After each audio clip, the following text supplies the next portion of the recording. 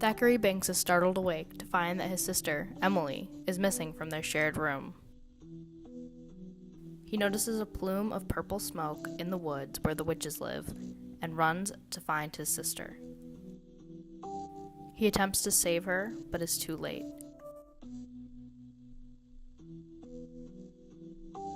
And the witches drain the life force from his sister.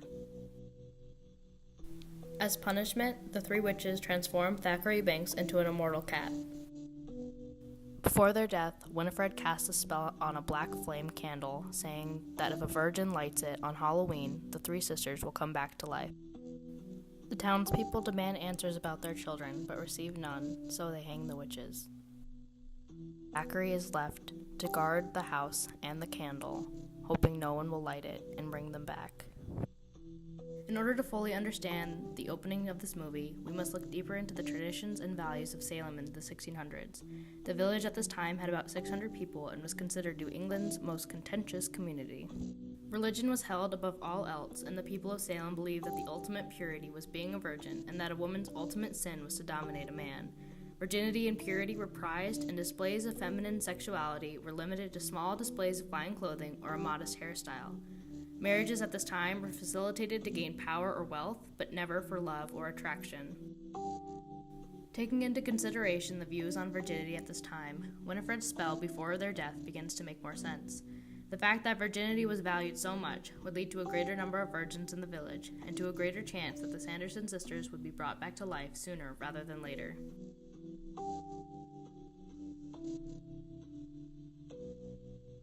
Unfortunately for them, the story picks back up 300 years later in 1993 Salem in a classroom at Jacob Bailey High School. Max, a 16-year-old transfer student from California, brings up his skepticism surrounding the stories about the Sanderson sisters heard in class. The teacher and all the students then chastise him for his disbelief, and Allison, a young woman, tells him about the origins of Halloween. Max arrives home after school and begins to fantasize about Allison. He's then interrupted by his sister, who demands that he takes her out trick-or-treating. While out trick-or-treating, the two walk into a strange house looking for candy and find that Allison lives there. The three then decide to go to the old witch's house. Once they arrive, the three begin to look around, and Max finds an old Zippo lighter. Max decides to light the black flame candle, claiming that the stories are just a bunch of hocus pocus. Max instantly realizes his mistake when the flame turns black and strange things begin to happen in the old witch's house. Suddenly, the Sanderson sisters burst through the door, reclaiming their old home and their new life. As the three try to defeat the witches, Max is chastised for being a virgin by every character they meet. The constant bringing up of virginity seems to be a strange theme to include in a movie for children, but one's virginity and what should be done with it has become a more popular topic in pop culture over the last few decades. In the past, maintaining virginity before marriage was seen as virtuous and good, but now premarital sex has become the norm for young adults. Premarital sex used to seem to come with many negative consequences, but the idea has been flipped on its head to where being a virgin too long can lead to negativity.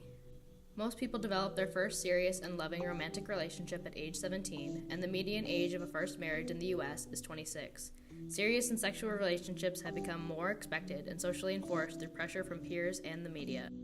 By freshman year of high school, 35% of students have lost their virginity, and by senior year, it rises to 60%. By sophomore year of college, it raises to 70%, and finally to 90% by senior year. Any failure to follow these trends, especially by men, may be deemed as unnatural. Stigma surrounding virginity and purity has somewhat remained into 2019 within the heterosexual and religious community. However, people have become more diverse in gender identity, sexual orientation, and their definition of sex, so their individual definitions of virginity have changed substantially. As a culture, we have begun to leave the stigma surrounding virginity behind. After all, it's just a bunch of hocus pocus.